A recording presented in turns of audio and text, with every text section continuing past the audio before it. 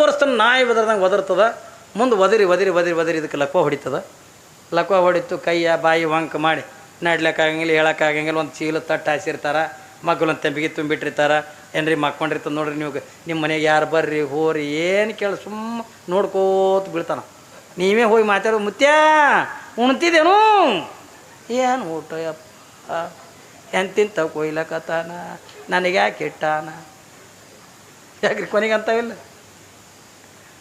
ಏನ್ರ ಉಣ್ತಿದ್ದೇನು, ಏನು ಬ್ಯಾಡು ಯಪ್ಪ. ಒಂದೊಂದು ಮುದುಗರು ಕೆಟ್ಟ ಕ್ವಾಡಿಗಿರ್ತಾವ್ರಿ. ಅಂಥ ಟೈಮ್ದಾಗ ನಂತಾವ ಮುತ್ಯ ನಿನ್ನ ಕೊನೆಯ ಆಸೆ ಏನ್ರಿ ಆದೇನು, ಆಕೆಗೆ ನೋಡಂಗಾಗ್ಯದು ಯಪ್ಪ. ಮುದುಕಿಗೆ ನೋಡಂಗಾಗ್ಯದ. ಏನು ಮಾಡವನ ಮುದುಕಿಗೆ ನೋಡಿ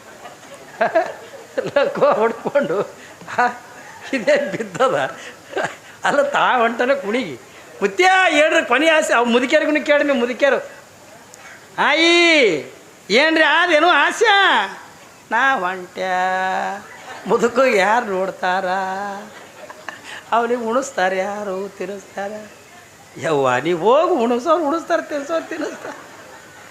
ಏನು ಹುಟ್ಟಿನಿಂದ ನೀನೇ ಬಂದಿದೆ ಹೌದಲ್ರಿ, ಭಾರಿ ಮಜಾ ಇರ್ತದೆ ನೋಡು ಸಂಸಾಕ್ರಿ. ನಾವು ಮಾತಾಡ್ಸ್ಲಕ್ಕೆ ಹೋಗಿರ್ತೀವಿ, ಯಾರು ಮತ್ತು ಕಾಜಿ ಭಕ್ತನ ಲಿಂಗಾಯತ್ರ ಒಟ್ಟಾಗ ಹುಟ್ಟ್ಯದ, ಅದೇನು ಮಠಕ್ಕೆ ಬಂದಿದ್ದು ಅಲ್ಲ ಹೋಗಿದ್ದು ಅಲ್ಲ, ಏನು ಊರಾಗ ಮುಂದೆ ನೋಡ್ರಿ ಗುರುಗಳು ಬಂದಿಲ್ಲ ಅಂತಾರಪ್ಪ ತಿಳ್ಕೊಂಡು ನಾವು ಒಂದು ಬಿಸ್ಕಿಟ್ ಪುಡಿ ಹಿಡ್ಕೊಂಡು ಹೋಗಿರ್ತೀವಿ. ಹೋಗಿ ಮಾತಾಡ್ಲಕ್ಕೆ ಹೋಗಿ, ಯಾಕಪ್ಪ ಯಜಮಾನ್ ಆರಾಮಿದೇನು, ಏನು ಆರಾಮೋ ಯಪ್ಪ, ಹಾಂ ನನ್ನ ಮಕ್ಕಳೇ ಸೇರಲಾಗ್ಯಾವ. ನಮ್ಮ ಮೊನ್ನೆ ಒಂದು ಹೋಗಿದ್ದೆ ಮಾತಾಡ್ಸಕ್ಕೆ, 4 ಗಂಡಸು ಮಕ್ಕಳು ಅವ್ರಿ, ಒಂದು ಅದಕ್ಕೆ ಅನ್ನ ಹಾಕಲು ಏನ್ರಿ ಬಾಗಲು ಸುಳಿಕೆ ಒಗದಾವ, ಅದಕ್ಕೆ ಒಗದು ಒಂದು ಅನ್ನ ಹಾಕಲ್ಲ. ಪಾಪ ಮೊದಲು ಚಲೋ ಇದ್ದು ಮನುಷ್ಯ ಅವ, ಯಾರು ಅನ್ನ ಸ್ವಸ್ಥನ ಅನ್ನ ಹಾಕಲ್ರು, ಮಕ್ಕಳು ನೋಡಲ್ರು. ಕಡೆಗೆ ಅಂದ ನಾವು ಮಾತಾಡ್ಸ್ಲಕ್ಕೆ ಹೋದೆ, ಯಾಕೋ ಹಿಂಗೆ ಅವನ ಏನು ಮಾಡಪ್ಪ, ಯಾವ ಮಕ್ಕಳು ಅನ್ನ ಹಾಕಲಾಗ್ಯಾವ, ಸಾಕಾಗ್ಯ ನನಗೆ, ಯಾಕೆ ಒಯ್ಯಲಾಗ್ಯಾನ, ನನಗೆ ಕರ್ಕೋರೋಯಪ್ಪ ಅಂದ. ನಾನು ಕರ್ಕೊಳಕ್ಕಲ್ಲ ಇದು ಬಿಟ್ಟಿದ್ದೇನೆ, ದೊಡ್ಡ MBBS ಡಾಕ್ಟ್ರ್ ಅನ್ನಿ ಕರ್ಕೊಳಕ್ಕೆ ಡ್ಯೂಟಿಗೆ ಒಟ್ಟಿನಿ. ಇನ್ನೂ ಚಂದ ಬದುಕೋಕನಿ. ನೀವೊಂದು ಬೆಸ್ಟ್ ಐಡಿಯಾ ಹೇಳ್ತೀನಿ ತೊಗೊಂಡು ಮಡ್ದಂದು ಒಂದು ಸ್ಟೀಲ್ ಡಬ್ಬಿ ಇತ್ತು ನಂದು ಪೂಜೆದು. ಆ ಸ್ಟೀಲ್ ಡಬ್ಬ್ಯಾಗ ಒಂದು 8 ಕಲ್ಲು ತುಂಬಿ ಹೊಟ್ಟೆ ಇದು ಕಾಯಂ ತೆಲ್ದಿಂಬಿಟ್ಕೋ ಕೀಲಿ ಹಾಕಿ, ಆ ಕೀಲಿ ಮತ್ತು ನಿನ್ನ ಟೊಂಕನಾಗ ಇರಬೇಕು. ಮತ್ತು ಇದು ಏನದತ್ತಂದು ಯಾರಿಗೆ ತೋರಿಸ್ಬಾರ್ದು ಏನ್ರಿ, ಒಟ್ಟು ಅಳಿಗಾಡಿಸೋದು ಸುಮ್ಮ ಇಟ್ಕೊಂಡು ತೆಲ್ದಿಂಬಿಟ್ಕೊಂಡು ಕುಂದ್ರೋದು. ಯಾರು ನನಗೆ ಚಂದ ನೋಡ್ತಾರೆ ಅವ್ರಿಗೆ ಕೊಡ್ತೀನಿ ಇದು ಸಾಯಟ ಅಂತ ಡಬ್ಬಿ ಇಟ್ಟು ಹೇಳಿ. ನೀ ಮಕ್ಕನಿ ಎತ್ಕೊಂಡು ಅಂದು ಅಟ್ಟು ಹೇಳ್ದನ್ರಿ ಮುದುಕ ಹೇಳ್ತೀನಿ. ಏನು ಸ್ವಸ್ಥರ ಕಾಜಿ ಮಾಡೋಕೆ ಬಾದಾಮಿ ಹಾಲು ತರಕ್ಕೆ ಯಾವಾಗ ಏನ್ರಿ, ಅಯ್ಯ ಭಾಳ ಕಾಜಿ ಮಾಡ್ತೀನಿ ರೀ ಮಾವರ, ಹೇಳ್ರಿ ಊಟ ಮಾಡಿ ನೋಡ್ರಿ. ಅದು ಕುಣಿಗೆ ಹೋಲಕ್ಕಾಗಿದ್ದು ಮತ್ತು ಪೈಲ್ವಾನ್ ಅನ್ನೋದಂಗೆ ಆಯಿತು. ಆದರೆ ಡಬ್ಬಿ ಮಾತ್ರ ಬಗಲದ್ದು ಬಿಡಲ್ಲ ಅದ ಏನ್ರಿ, ಕಾಯಂ ಬಗಲಾಗ ಹಿಡ್ಕೊಂಡು ತಿರ್ಗಾಡ್ಲಕತ್ತ. ಹೊಡಗಿದು ಒಂದು ದಿವಸ ಅಂದ ಸತ್ತುಗಳು 4 ಮಂದಿ ಅಣ್ತಂಬ್ರು, ಇನ್ನೂ ಡೆಬ್ಬೆಗೆ ಏನದ ಗೊತ್ತೇ ಇಲ್ಲ. 4 ಮಂದಿ ಅಣ್ತಂಬ್ರು ಹೊಡೆಪೇಟ. ನಾನು ನಮ್ಮ ಅಪ್ಪ ಗುಣಿಸೀನಿ, ನಮ್ಮ ಅಪ್ಪಗೆ ನಾ ಬಟ್ಟಿದ್ದೀನಿ, ನಮ್ಮ ಅಪ್ಪಗೆ ನಾ ಬಟ್ಟಿದ್ದೀನಿ, ಡೆಬ್ಬಿ ನನಗೆ ಡೆಬ್ಬಿ ನಿನಗೆ ಏನ್ರಿ. ಕಡೆಗೆ ಇವೆಲ್ಲ ಹೊಡೆದಾಡ್ಕೊಂಡು ಅಂದು ತಲೆ ಹೊಡ್ಕೊಂಡು ಪೊಲೀಸ್ ಬತ್ತು. ಹೌದು ಈ ಡೆಬ್ಬೆಗ ಆದೇನು, ನಮ್ಮ ಅಪ್ಪ ಎಲ್ಲ ಗಳಿಸಿದ್ದೆಲ್ಲ ಬಂಗಾರ ಇಟ್ಟನಿದ್ರಾಗ. ಅವಾಗೇನ ಪೊಲೀಸರು ನಮ್ಮ ಕಣ್ಣಿದ್ರಿಗೆ ನಾವು ತೆಗಿತೀವಿ ತಡ್ರಿ, ನೀವು ಹೊಡೆದಾಡ್ಬೇಡ್ರಿ ಎತ್ಕೊಂಡು ಯಾವಾಗ ಕೀಲಿ ತೆಗೆದು ನೋಡ್ತಾವೆ ಇಟ್ಟಿಟ್ಟು ಗುಂಡುಗಳಿತ್ತು. ಹೆಂಗೆ ಮಾಡ್ತೀರಿ?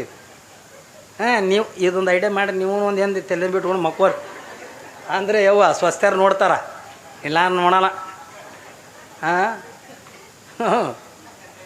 ನಾವೆಲ್ಲ ಇಟ್ಟು 80 ವರ್ಷ 100 ವರ್ಷ ಹತ್ಕೊಂಡು ಅಂತೀವಲ್ಲ, ಕೊನೆ ಟೈಮ್ದಾಗಿಂದ ಗೂಗಿ ಕುತ್ತಂಗಿಂದ ಕುಂತು ಒಂದು ದಿವಸ ಅಂದ ಸತ್ತು ಹೋಗ್ಬಿಡ್ತೀವಿ. ಆದ್ರೆ 100 ವರ್ಷ ನಮ್ಮವಲ್ಲ. ನಮಗೆ ಇನ್ನೂ 50 ವರ್ಷದ ಇನ್ನೂ 30 ವರ್ಷ ಇದು ಯಾವುದು ಕೂಡ ಗ್ಯಾರಂಟಿ ಇಲ್ಲ. 50 ವರ್ಷ ನಾವು ಕಳೆದು ಬಿಟ್ಟು ಎತ್ತಿಕೊಂಡು 50 ವರ್ಷದಿಂದ ಸಾವಿಗೆ ಸಮೀಪ ಆದೇವು ನಾವು ಏನ್ರಿ, ಸಾವಿಗೆ ಸಮೀಪ ಆದೇವು ನಾವು. ಖುಷಿ ಪಡೋದಲ್ಲ, ದುಃಖ ಪಡೋದು. ಯಾವಾಗ ಇಲ್ಲಿ ಮಹಾದೇವಿ ಅಕ್ಕ ಏನ್ರಿ, ಅವಳು ಎಂಥ ವಿಚಿತ್ರ ಲೀಲ ಮಾಡ್ತಾಳೆ ತಗೊಂಡು ಕೇಳಿದ್ರೆ, ಇದ್ರೊಳಗೆ ಅಂದ ಏನದ, ಸುಮ್ಮನೆ ನಾನು ನಿನ್ನ ಸಂಸಾರಿ ಆಗೋನು ಬಾ ತಗೊಂಡ ಕಿನ್ನರಿಯ ಬೊಮ್ಮೆಯ ಕೈ ಹಿಡಿಲಕ್ಕೆಂದು ಹೋಗಿದ್ದ, ಕೈ ಹಿಡಿದಿಲ್ಲ, ಕೈ ಹಿಡಿಲಕ್ಕೆಂದು ಹೋಗೋದ್ರೊಳಗೆ ಮಹಾದೇವಿ ಅಕ್ಕ ಒಳಗಿನ ಶರೀರದ ಹೊರಗೆ ಹಾಕಿದ್ಲು, ಹೊರಗಿನ ಶರೀರದ ಒಳಗೆ ಹಾಕಿದ್ಲು. ಕಿನ್ನರಿಯ ಬೊಮ್ಮಯ್ಯ ಒಳಗಿನ ಶರೀರ ನೋಡ್ಕೊಂಡ ಹಿಂಗೆ ಮೂಗು ಮುಚ್ಕೊಂಡ. ನಾವು ಇಟ್ಟು ಚಂದ ಯಾಕೆ ಕಾಣ್ತೀವಿ ಗೊತ್ತನು, ನಾನು ನಿಮ್ಗೆ ಹೇಳಕತ್ತೀನಲ್ಲ, 7 ಪದರಿನ ಚರ್ಮ ಭಗವಂತ ಕೊಟ್ಟಾನ ತಿಳ್ಕೊಂಡು ಇಷ್ಟು ಚಂದ ಕಾಣಕತ್ತೀವಿ ಹೊರತಾಗಿ ಒಂದು ವೇಳೆ ಚರ್ಮ ಕೊಡದೇ ಇದ್ರೆ ಒಳಗೆ ಎಷ್ಟು ವರ್ಷದಂದ್ರಿ, ಒಂದು ಕಡೆಗಿಂದ ಮಲದ ಚೀಲ, ಒಂದು ಕಡೆಗಿಂದ ಮೂತ್ರ ಚೀಲ, ಇನ್ನೊಂದು ಕಡೆಗಿಂದ ಮಾಂಸ ರಕ್ತ ಕೀವ ಎಷ್ಟು ಗಲೀಜದ ತಗೊಂಡು ಕೇಳಿದ್ರೆ ಅಪ್ಪಿತಪ್ಪಿ ಸತ್ತ ಬಳಕ 1 ತಾಸಂದು ಹೆಚ್ಚಿಗಿಟ್ರಿ ಅಂತಂದು ಹೊಲಸನ ಆಡ್ತದೆ. ಅಟ್ಟು ಹೊಲಸದಿದ್ರ ಒಳಗೆ ತಿಳಿದು ನೋಡಿದ್ರೆ ಏನೂ ಇಲ್ಲ. ನಾವು ಬರೇ ಮುಖದ ಸೌಂದರ್ಯ ಏನ್ರಿ ರೂಪ ಲಾವಣ್ಯ ತಗೊಂಡು ಅಂತೀವಲ್ಲ, ಒಳಗೆ ಏನೂ ಇಲ್ಲ. ಯಾರೊಳಗೂ ಕೂಡ ಏನೂ ಇಲ್ಲ. ನೋಡಿ ನೀವು ಒಳಗಿಂದ ಎಲ್ಲ ಹೊಲಸು ಮಟ್ಟಿ ತುಂಬ್ಯದ.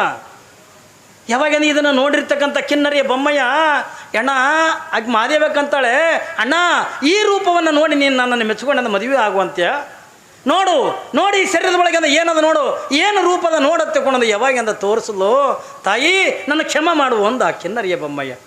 ನಾನಾಗಿನೇ ಸ್ವಂತ ಇಚ್ಛೆದಿಂದ ಬಂದಿರ್ತಕ್ಕಂಥವನ್ನಲ್ಲ, ನನ್ನನ್ನು ಕ್ಷಮ ಮಾಡತ್ತಿಕೊಂಡೊಂದು ಯಾವಾಗ ಕಿನ್ನರಿಯ ಬೊಮ್ಮಯ್ಯ ಅಕ್ಕ ಮಾದೇವಿಗಿಂದ ಕೈ ಮುಗಿತಾನೆ. ಮತ್ತು ಏನ್ರಿ ಹೊರಗೆ ಹಾಕಿರ್ತಕ್ಕಂಥ ಶರೀರವನ್ನು ಮತ್ತೆ ಒಳಗೆಂದ ತೊಗೊಂಡು ಅವ್ವ ನಿನ್ನನ್ನು ಶರಣರಿಂದ ಕರ್ಕೊಂಡು ಬಾ ಅಂತ ಹೇಳ. ನಡಿಯವ್ವ ನಡಿ, ನಾನು ಕೂಡ ನಾನು ಕೆಟ್ಟವನೇನಲ್ಲ, ನಿನ್ನ ಮೇಲೆ ಯಾವ ಭಾವನೆಯನ್ನು ಕೂಡ ಇಲ್ಲ.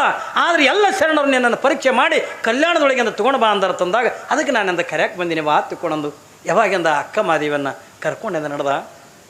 ಯಾವಾಗಿಂದ ಅನುಭವ ಮಂಟಪದ ಎದುರಿಗೆಂದ ಬಂದರು, ಯಾವಾಗಿಂದ ಅನುಭವ ಮಂಟಪಕ್ಕೆಂದ ಇನ್ನೇನು ಒಳಗೆ ಬರ್ಬೇಕತ್ತ ಅನ್ನೋದ್ರೊಳಗೆ ಯಾವ ಕಿನ್ನರಿಯ ಯಾವ ಅಲ್ಲಮ್ಮ ಪ್ರಭುದೇವರು ಏನ್ರಿ ಶೂನ್ಯ ಪೀಠದೊಳಗಿಂದ ಪ್ರಭುದೇವರು ಕುಂತಿದ್ರು.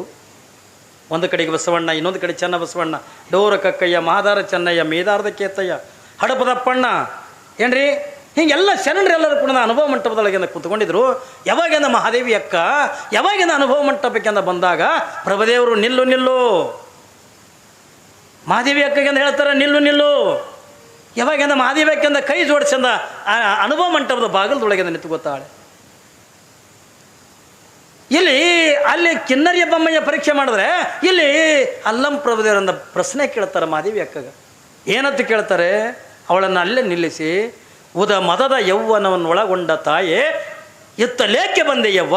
ನೋಡ್ರಿ ಪ್ರಶ್ನೆ ಮಾಡ್ತಾರ, ಇಂಥ ಯೌವನದೊಳಗಿರ್ತಕ್ಕಂಥವಳ ನೀನು ಇನ್ನೀ ಈ ಅನುಭವ ಮಂಟಪಕ್ಕೆಂದ ಯಾಕೆ ಬಂದ್ರೆ ಬರುವಲ್ಯಾಕ ನಿನ್ನ ಕೇಶರಾಶಿಗಳನ್ನು ನಿನ್ನ ಶರೀರಕ್ಕೆಂದ ಯಾಕೆ ಹೊತ್ತುಕೊಂಡು ತಂದಿದಿ ಅಂದ್ರೆ ನಿನಗಿನ್ನ ವೈರಾಗ್ಯ ಬಂದಿಲ್ಲ, ಇನ್ನು ನಿನಗೆ ಶರೀರ ಮ್ಯಾಗ ಆಸೆ ಅದ, ನನ್ನ ಶರೀರ ಅಂದ ಮಂದಿ ನೋಡ್ತಾರ, ನಿನಗೆ ನಾಚಿಕೆ ಬರ್ತದ ಅನ್ನುವಂಥ ನಿನ್ನ ಮನಸ್ಥಿತಿ ಒಳಗೆ ಐತಲ್ಲ.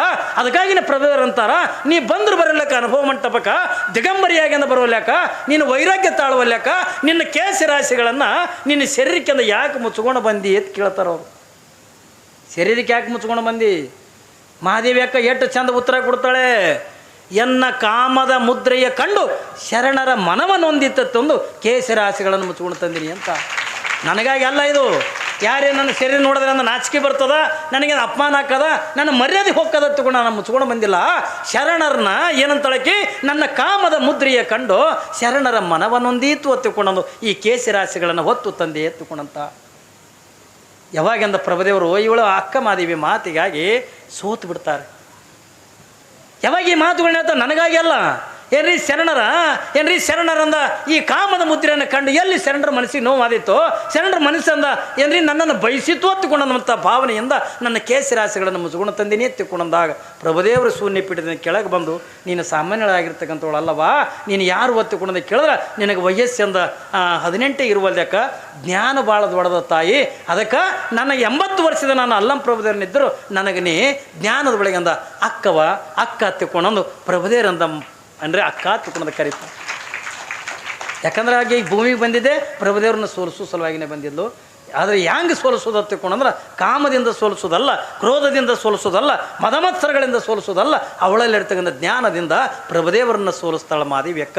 ಯಾವಾಗ ನಿಂಗೆ ಸೋಲಿಸ್ತಕ್ಕಂಥ ಪ್ರಸಂಗದೊಳಗೆ ಏನ್ರಿ ಒಂದು ಕಾಯಿ ಕರ್ಪೂರ ತೋರ್ಪ ಏನ್ರಿ, ಯಾವಾಗ ಇಷ್ಟೆಲ್ಲ ಕಲ್ಯಾಣಕ್ಕೆಂದು ಬಂದು ಅನುಭವ ಮಂಟಪದೊಳಗೆ ಬಂದು ಪ್ರಭುದೇವರನ್ನಂದು ಯಾವಾಗ ಸೋಲಿಸ್ತಾಳ, ಅನುಭವ ಮಂಟಪದೊಳಗೆಂದು ಉಳಿತಾಳ ಏನ್ರಿ. ಅಲ್ಲೇ ಒಂದು ಗವಿ ಕೊಡ್ತಾರೆ ಅವಳಿಗೆ, ಆ ಗವಿ ಒಳಗೆಂದು ಎದ್ಕೊಂಡು ಇಡೀ ಕಲ್ಯಾಣವನ್ನೆಲ್ಲ ನೋಡ್ತಾಳೆ. ಯಾವಾಗಿಂದ ಕಲ್ಯಾಣವನ್ನು ನೋಡ್ತಾ ಇರುವಂಥ ಪ್ರಸಂಗದೊಳಗೆ ಅಂದಿನ ದಿನಮಾನದೊಳಗೆ ಆ 12ನೇ ಶತಮಾನದೊಳಗೆ ಕಲ್ಯಾಣದೊಳಗೆ ಒಂದು ದೊಡ್ಡ ಕ್ರಾಂತಿ ಆಗ್ತದೆ. ಅದು ಯಾವ ಕ್ರಾಂತಿ ಎತ್ತಿಕೊಂಡಂದ್ರೆ ಬಸವ ಪುರಾಣದ ಬಂದಾಗ ಎಂದು ಹೇಳಕ್ಕೆ ಬರ್ತದೆ. ಕಲ್ಯಾಣ ಕ್ರಾಂತಿ ಅದಕ್ಕಾಯ್ತು ಎತ್ತಿಕೊಂಡಂತ ಕೇಳಿದ್ರೆ ಯಾವ ಸಮಗಾರ ಹರಳೆಯನ ಮಗನಿಗೂ ಯಾವ ಮಧುವರಸರ ಮಗಳಿಗೂ ಮದುವೆ ಮಾಡಿದ್ದಕ್ಕಾಗಿ ಮಧುವರ್ಸರ ಮಗಳು ಕಲಾವತಿಗೂ ಯಾವ ಹರಳಯ್ಯನ ಮಗ ಸೀರವಂತನಿಗೂ ಮದುವೆ ಮಾಡ್ತಾರೆ ಅವತ್ತಿನ ದಿವಸ. ಯಾವಾಗಂದ್ರೆ ಇದು ಮದುವೆ ಮಾಡಿದ್ದೆ ಅಂದ ಕಲ್ಯಾಣದೊಳಗೆ ಅಂದ ಗೊತ್ತಾಗಿಬಿಡುತ್ತೆ. ಎಲ್ಲ ಶರಣರೆಲ್ಲ ಕೂಡ ಮದುವೆ ಮಾಡಿಬಿಡ್ತಾರೆ. ಅವಾಗಿಂದ ಬಿಜ್ಜಳ ಮಹಾರಾಜ ಎಲ್ಲ ಶರಣರ ಮೇಲೆ ಒಂದು ಯುದ್ಧ ಅಂತಕ್ಕಂಥ ಸಾರ್ತಾನೆ.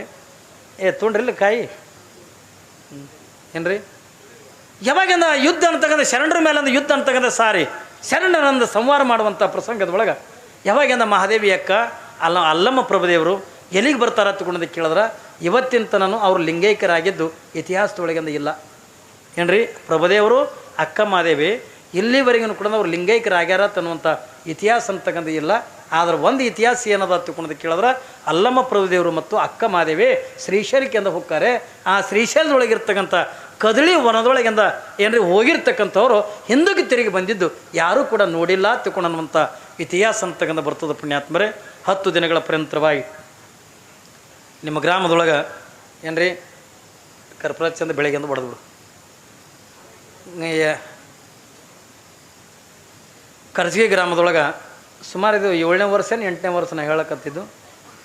ಒಟ್ಟಾರೆ ಹೋದ ವರ್ಷನೂ ಕೂಡ ನಾನೇ ಇದ್ದೆ. ಈ ವರ್ಷನೂ ಕೂಡ 10 ದಿನಗಳ ಪರ್ಯಂತರವಾಗಿ ನೀವೆಲ್ಲ ಅಕ್ಕ ಮಾದೇವಿ ಪುರಾಣ ಅಂತಕ್ಕಂಥ ಭಾಳ ಭವ್ಯ ರೀತಿಯಿಂದ ಸುಂದರ ರೀತಿಯಿಂದ ನೀವೆಲ್ಲರೂ ಭಕ್ತಿ ಭಾವ ಶ್ರದ್ಧೆ ನಿಷ್ಠೆ ಅಂತಕ್ಕಂಥ ಇಟ್ಕೊಂಡು ನೀವೆಲ್ಲರೂ ಕೂಡ ಕೇಳ್ತಾ ಬಂದಿರಿ. ಇವತ್ತು ಆ ಪುರಾಣ ಅಂತಕ್ಕಂಥದ್ರಿಂದ ಮಂಗಲಾಕದೆ. ಇವತ್ತೆಲ್ಲ ಈ ಧರ್ಮಸಭೆ ಒಂದು ಮಾತಿಂದ ಹೇಳಿಕೆಂದು ಇಷ್ಟಪಡ್ತೀನಿ. ಈಗ